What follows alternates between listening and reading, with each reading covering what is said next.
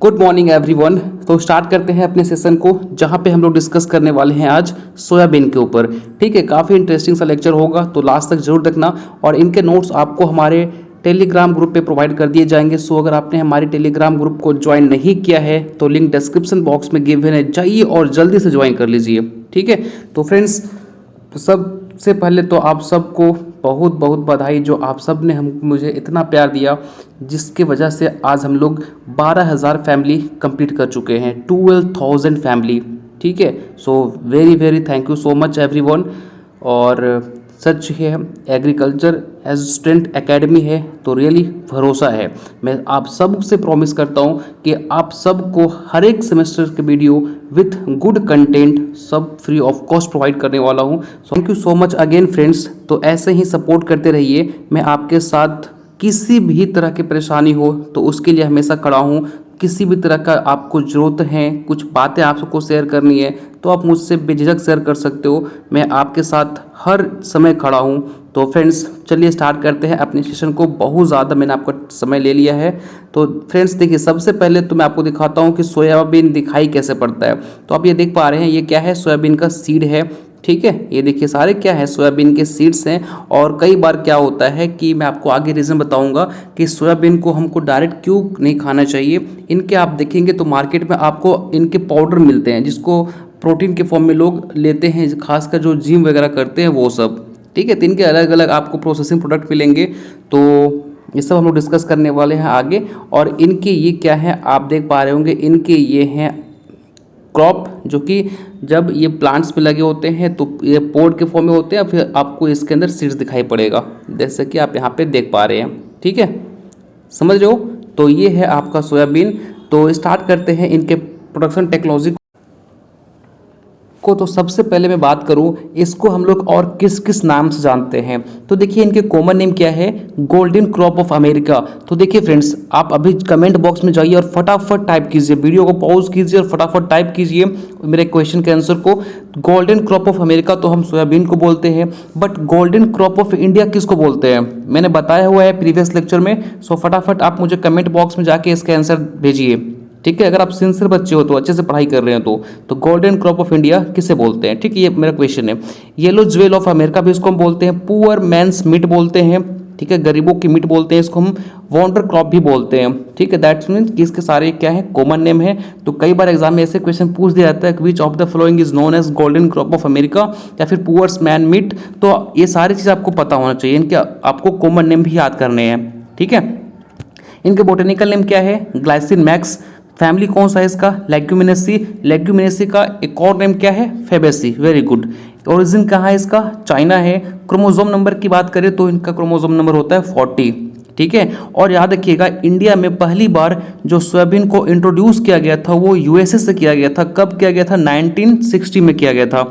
ठीक है, याद रखेंगे, सोयाबीन पहले इंडिया में कहाँ से आया, यूएसए से आया। कब आया था, 1960 में आया था। ठीक है, आपको मेरे साथ ही बोलना है, मैं बार बार बोलता हूँ कि बाद के लिए आप कुछ मत सोचिए कि बाद में याद कर लूँगा पीडीएफ से, ये सब बाद में बात होता रहेगा। आप मेरे साथ बोलते रहिए, जिससे आपको इन बिटवीन लेक्चर ही 80% चीज़ें याद हो जाएंगी। ठीक है, नो आप सब बोलना स्टार्ट कीजिए। चलिए, अगर हम बात करें कि इनके न्यूट्रिएंट स्टेटस की, तो इसमें प्रोटीन जो होता है वो 40% होता है। ठीक है, और ऑयल जो होता है वो 20% होता है। तो फ्रेंड्स, आपके मन में क्वेश्चन आ रहा होगा कि सर आप तो पढ़ा रहे हो ऑयल सीड क्रॉप्स, बट यहाँ पे प्रोटीन 40% है, ऑयल ही कम है, तो ये ऑयल सीड क्रॉप में कैसे आ गया। क्या आपने कभी सोचा है ये चीज़ कि प्रोटीन में, आप देखिए सॉरी, जो आपका सोयाबीन होता है उसमें सबसे ज़्यादा प्रोटीन होता है। ठीक है, कितना होता है, 40% होता है। और जो पल्सेस होते हैं उसमें भी सबसे ज़्यादा प्रोटीन होता है, और इसमें ऑयल तो बहुत कम है, 20% है। फिर भी इसको हम ऑयल सीड क्रॉप में क्यों काउंट करते हैं, इसको हम पल्सेस में काउंट क्यों नहीं करते। ये एक इंपॉर्टेंट क्वेश्चन है, जिसका आपको आंसर लास्ट में दूंगा। अभी आप दिमाग में सोच के रखो, इस क्वेश्चन को आंसर हमको आपको आगे बताने हैं। ठीक है, तो देखिए, और बात करें तो ये पूरे वर्ल्ड में 60% वेजिटेबल प्रोटीन को कंट्रीब्यूट करता है या प्रोवाइड करता है, और 30% वेजिटेबल ऑयल प्रोवाइड करता है। ठीक है, समझ लो। एरिया एंड प्रोडक्शन की बात करें तो सबसे ज़्यादा एरिया और प्रोडक्शन किसका है, यूएसए का है। यूएसए के पास 50% एरिया है for the cultivation of soybean, और प्रोडक्शन के मामले में बात करें तो 60% ये प्रोडक्शन करता है सोयाबीन का। बट अगर इंडिया की बात करें तो इंडिया में जो मध्य प्रदेश है उसका रैंक फर्स्ट है एरिया एंड प्रोडक्शन में, ठीक है, याद रखेंगे। और पूरे वर्ल्ड की हम बात करें तो सबसे ज़्यादा वहाँ पे सोयाबीन ऑयल को वो लोग यूज़ करते हैं as a vegetable oil production, ठीक है। वो लोग देखो इंडिया में क्या है, इंडिया में सबसे ज़्यादा लोग सरसों का तेल यूज़ करते हैं वेजिटेबल या वगैरह कुछ बनाने के लिए, और किसी चीज़ को तलना हो तो रिफाइंड ऑयल वगैरह यूज़ करते हैं, ठीक है। बट ऐसे अगर हम प्रॉपर वे में बात करें तो सोयाबीन ऑयल जो है वो पूरे वर्ल्ड में सबसे ज़्यादा यूज़ किया जाता है। बट अगर इंडिया में बात करें तो इंडिया में सबसे ज़्यादा कोई तेल का यूज़ होता है तो रैंक फर्स्ट पे है ग्राउंडनट ऑयल, सेकंड में है आपका मस्टर्ड ऑयल और थर्ड में है आपका सोयाबीन ऑयल। तो इंडिया में सोयाबीन ऑयल का रैंक क्या है, थर्ड है, और वर्ल्ड में बात करें तो फर्स्ट है, ठीक है, याद रखेंगे। ये एक सेल्फ पॉलिनेटेड C3 सॉर्टे प्लांट है। इन्फ्लोरेसेंस की बात करें तो ये रेसिम इन्फ्लोरेसेंस इस पे पाया जाता है। इनके फ्रूट्स को हम लोग पोड बोलते हैं, ठीक है। अब देखिए सोयाबीन को हम क्लासीफाई करते हैं on the basis of form, size, colour, maturity period. तो सबसे पहला आता है मैंचूरियन क्लासिफिकेशन जो है बेस्ड आपके सीड के कलर के ऊपर। तो इनका कहना था कि जो सीड का कलर होता है उसके अकॉर्डिंग हम इसको क्लासीफाई कर सकते हैं। आप देखेंगे तो सोयाबीन का अलग अलग कलर भी आता है। आप मोस्टली देखे होंगे येलो कलर का सोयाबीन आता है, बट ये ब्लैक कलर का भी सोयाबीन होता है, ग्रीन कलर के सोयाबीन भी होते हैं, ठीक है। तो इनके अलग अलग कलर भी होते हैं, तो इसके बेसिस पे मैंचूरियन ने क्लासीफाई किया था। दूसरा आता है मार्टिन क्लासिफिकेशन जो बेस्ड है आपका शेप एंड साइज के ऊपर। देखिए एग्जाम में क्या क्वेश्चन पूछेगा आपसे, अगर आप किसी कॉम्पिटिटिव एग्जामिनेशन के लिए तैयारी कर रहे हो कि मैंचूरियन क्लासिफिकेशन जो है वो किसके ऊपर बेस्ड है, तो ये कलर के ऊपर बेस्ड है। दूसरा मार्टिन क्लासिफिकेशन जो है वो किसके ऊपर बेस्ड है, शेप एंड साइज के ऊपर बेस्ड है। तो इसका एग्जाम्पल क्या है, सोजा इलिप्टिका जो है वो एक शेप का होता है, इनके जो सीड होंगे वो एक शेप के दिखाई पड़ेंगे। सोजा एस्पेरिका जो है वो नाम से पता चल रहा है ये एस्पेरिकल शेप के होते हैं। सोजा कॉम्प्रेसा जो है वो कंप्रेस शेप के होते हैं, मतलब थोड़ा सा धसा हुआ शेप का होगा, ठीक है। हर्ज क्लासिफिकेशन की बात करें तो ये बेस्ड है आपका शेप के ऊपर, किसके शेप के ऊपर, पोर्ट्स के शेप के ऊपर। तो सोजा पोर्टिकार्पा और सोजा ट्यूमिडा ये क्या है आपके शेप के ऊपर, शेप के आधार पे ऊपर क्लासिफाई किया गया है पोर्ट्स को, है ना। यहाँ पे पोर्ट के शेप को देखेंगे, जबकि उसके ऊपर आप जो मार्टिन क्लासिफिकेशन यहाँ पे हम क्या कर रहे थे, सीड के शेप को देख रहे थे और साइज को देख रहे थे, ठीक है। नो अगला आता है अमेरिकन क्लासिफिकेशन। तो ये बेस्ड है आपका मैच्योरिटी पीरियड के ऊपर। तो जितने भी अमेरिका के या फिर जो USA के आपके वेराइटी हैं वो सारे क्लासीफाई किए गए हैं यही 10 ग्रुप में, जो है आपका 000 है, 0 है, 1 2 3 4 5 6 7 8। तो ये सारे जो आपके USA के वेराइटी है ना वो इसी 10 ग्रुप में क्लासीफाई किए गए हैं, ठीक है। बस आपको इतना याद रखना है। जापानी क्लासिफिकेशन की बात करें तो ये बेस्ड है आपका शेप के ऊपर, कलर के ऊपर और मैच्योरिटी के ऊपर, ठीक है। तो बस इतनी बातें आपको याद रखनी है। नो फ्रेंड्स, अब हम बात करते हैं वैरायटीज़ के ऊपर। तो कुछ ऐसे वैरायटीज़ हैं जो कि USA से इंट्रोड्यूस किए गए हैं। तो वो वैरायटीज़ आपका है ब्राग, ली, केंट, क्लार्क 63, ब्लैक हॉट। तो ये सारे जो वैरायटीज़ हैं वो सोयाबीन के वैरायटीज़ हैं और इसको इंट्रोड्यूस किया गया है USA से, ठीक है। अब कुछ ऐसे वैरायटीज़ हैं जो कि इंडिया के अंदर 60% एरिया को ऑक्यूपाइड कर लेते हैं। वो आपका है JS9560, JS9305, JS9752। ये वो वैरायटीज़ हैं जो कि 60% एरिया को ऑक्यूपाइड करते हैं हमारे इंडिया में, ठीक है। तो ये सारे वैरायटीज़ आपको याद रखना है, एज इट इज़ याद रखना है, ठीक है। इसके अलावा कुछ और वैरायटीज़ हैं जैसे कि आपका JS335 है, NRC 7 है, NRC 2 है, ठीक है। तो ये सारी वैरायटीज़ हैं आपके सोयाबीन के।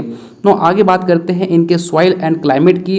तो आपको पता है ये खरीफ क्रॉप है तो इसको वार्म क्लाइमेट चाहिए। टेम्परेचर की बात करें तो 16.5 degree Celsius to 30 degree Celsius तक की रिक्वायरमेंट होती है। ये हाईली सेंसिटिव होता है वाटर लॉगिंग से, है ना। और इनको सॉइल जस्ट वही सॉइल चाहिए जो कि कॉटन के लिए यूज़ होता है। बिल्कुल जो सॉइल आप कॉटन में यूज़ करते हो वही सॉइल आप सोयाबीन के कल्टीवेशन में यूज़ करते हो, ब्लैक कॉटन सॉइल, ठीक है।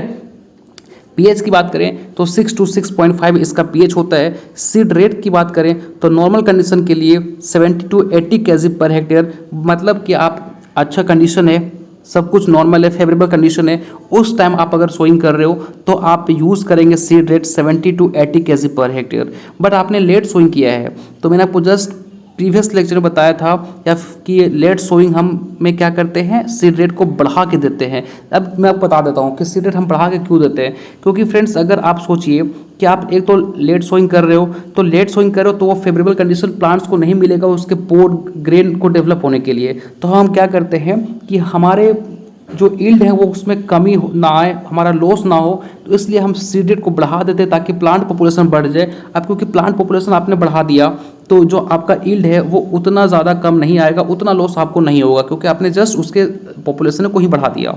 ठीक है, तो इसलिए हम लेट सोइंग में क्या करते हैं, सीड रेट को बढ़ा के देते हैं। तो जब आप लेट सोइंग कर रहे हो सोयाबीन के केस में, तो आप सीड रेट कितना करोगे, 100 to 120 kg per hectare, but normal condition के लिए आप 70 to 80 kg पर हेक्टेयर कर सकते हैं। ठीक है, सोइंग मेथड की बात करें तो रिज एंड फरो मेथड हम यूज़ करते हैं for the cultivation of soybean. Spacing की बात करें तो अगर स्प्रेडिंग टाइप का होगा, मतलब फैलने वाला मतलब वो क्या करेगा, फैल जाएगा, स्प्रेड कर जाएगा, तो वो वैरायटी आपका है JS 335, JS 9752। ऊपर मैंने आपको ऊपर कुछ वैरायटीज़ बताए थे ना अभी जस्ट, तो इनमें से आप याद रखिएगा जो दो वैरायटी है JS 335, JS 9752, ये क्या है, स्प्रेडिंग टाइप की वैरायटीज़ हैं। और इनकी जो हम रो टू रो रखेंगे वो 60 सेंटीमीटर रखेंगे, प्लांट टू प्लांट जो है उसको 10 to 15 सेंटीमीटर रखना है। ठीक है, स्पेसिंग। स्ट्रेट टाइप की बात करें मतलब ये उतना ज़्यादा स्प्रेड नहीं करेंगे, सीधा की तरफ इरेक्ट की तरफ ये ग्रो करेंगे। तो ये वैरायटीज़ हैं आपके JS 9305, JS 9560, और इनके लिए हमको रो टू रो डिस्टेंस रखना है 45 सेंटीमीटर, प्लांट टू प्लांट आपको रखना है 10 to 50 सेंटीमीटर। ठीक है, 15 सेंटीमीटर रखना है आपको। सोइंग डेप्थ की बात करें तो 3 to 4 सेंटीमीटर में जाके इसको हमको क्या करना है, डिप करना है और जाके फिर इसको सोइंग करनी है। ठीक है, न्यूट्रिएंट यहाँ पे आपको कट गया, आप कहीं पे नोट डाउन कर लीजिएगा। न्यूट्रिएंट यहाँ पे जो रिक्वायरमेंट है मोस्टली फर्टिलाइजर की बात करें तो NPK जो है वहाँ पे 20-50-20, NPK जो है वो 20 kg पर हेक्टेयर, P जो है आपका फॉस्फोरस वो 50 kg पर हेक्टेयर और पोटास आपका 20 kg पर हेक्टेयर। तो 20-50-20 ये इनका फर्टिलाइजर मैनेजमेंट है। आप वीड मैनेजमेंट करने के लिए वही आप 15 डेज़ के इंटरवल में उस हैंड वीडिंग कर सकते हो। ठीक है, कुछ वीडिसाइड्स वगैरह को आप स्प्रे कर सकते हो। ठीक है, इरिगेशन की बात करें तो टोटली ये डिपेंड होता है आपके रेनफॉल के ऊपर, मतलब ये एक रेनफेड क्रॉप है। बट फिर भी अगर सपोज कई बार आपके रेनफॉल नहीं हो रहे हैं तो उस टाइम आप इरिगेशन अगर अवेलेबल है तो आप 2 टाइम पे इरिगेशन मस्ट प्रोवाइड कीजिए, एक फ्लोरिंग के टाइम पे और एक पोट जब उसमें डेवलप हो रहा होता है। ठीक है, हार्वेस्टिंग की बात करें तो मॉइस्चर कंटेंट आपको 15 to 20% रखना है हार्वेस्टिंग के टाइम पे। ठीक है, और स्टोर करने के टाइम पे लेस देन या फिर आप अप्रॉक्स 10% के आसपास मॉइस्चर कंटेंट को रख सकते हो। ठीक है, अब आपको मैंने जस्ट ऊपर एक क्वेश्चन पूछा था कि सोयाबीन में प्रोटीन होता है 40%, ऑयल होता है 20%। ठीक है, फिर भी इसको हम पल्सेस में काउंट ना करके सोयाबीन को हम ऑयल सीड क्रॉप में काउंट करते हैं। बट फिर भी यहाँ पे देख रहे हो कि इसके जो ऑयल है वो काफ़ी कम है, तो फिर इसको हम ऑयल सीड में क्यों काउंट करते हैं, जस्ट बिकॉज ऑफ फ्रेंड्स कि इसमें कुछ एंटी न्यूट्रिशनल फैक्टर पाया जाता है, जैसे कि आपका होता है ट्रिप्सिन इनहिबिटर। ठीक है, अब ये क्योंकि ये ट्रिप्सिन को इनहिबिट कर देता है तो ये आपके डाइजेस्टिव सिस्टम को या फिर जो आपका डाइजेशन का प्रोसेस होता है उसको इंटरफेयर करता है। कई बार आप देखे होंगे कि जो जिम करते हैं वो लोग सोयाबीन को बॉईल करके खाते हैं, बट ऐसे आप खाइए, एक लिमिट तक खाइए। अब एक्सेस खाओगे तो फिर आपका डाइजेस्टिव सिस्टम में प्रॉब्लम आएगा, डाइजेशन में आपको थोड़ा सा प्रॉब्लम हो सकती है। क्यों? क्योंकि उसमें ट्रिप्सिन इनहिबिटर होता है जो कि ट्रिप्सिन को इनहिबिट कर देगा। ठीक है, आपको पता है ट्रिप्सिन एक एंजाइम है, तो ये क्या है, एंटी न्यूट्रिशनल फैक्टर की वजह से पहला रीज़न हो गया कि आपको इसको रखा गया है आपके ऑयल सीड क्रॉप में। मोस्टली इसका यूज़ हम ऑयल के लिए पर्पस के लिए करते हैं। ठीक है, दूसरा रीज़न है कि उसमें एक एंजाइम होता है लाइपो ऑक्सीडेज, जो कि क्या करता है, अगर आप इसका सोयाबीन का आप दाल बना दोगे तो उसमें कुछ ऐसे फ्लेवर आएंगे जो कि आपको खाने का मन ही नहीं करेगा, बिल्कुल ही लगेगा कि भाई नम से नहीं खिलाएगा। ठीक है, जस्ट बिकॉज ऑफ किसमें होता है लाइपो ऑक्सीडेज एंजाइम, जो कि अनप्लेजेंट फ्लेवर हो गया, ऑफ फ्लेवर प्रोड्यूस करने के लिए रिस्पॉन्सिबल होता है। ठीक है, तो इसलिए हम इसको पल्सेस में काउंट ना करके इसका यूज़ हम बहुत ही कम फॉर द कंजम्पशन पर्पस के लिए करते हैं। मोस्टली इसका यूज़ हम लोग ऑयल निकालने के लिए करते हैं, तेल निकालने के लिए करते हैं, इसलिए इसको हम ऑयल सीड में काउंट करते हैं। होप सो आपको क्वेश्चन का आंसर मिल गया होगा। ठीक है, तो फ्रेंड्स आज के लिए इतना ही। होप सो आपको मज़ा आया होगा। फिर भी कोई डाउट कमेंट में जाइए, हमारे जो आपके डाउट हैं वो आप बेझिझक लिखिए, है ना, और इनके नोट्स आप जरूर डाउनलोड कर लेना, हमें टेलीग्राम पे पोस्ट कर दूंगा।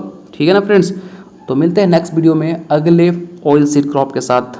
होप्स तो हम लोग अगले लेक्चर में सिस्टम को पढ़ेंगे। ठीक है, तो मिलते हैं नेक्स्ट वीडियो में। Thank you so much.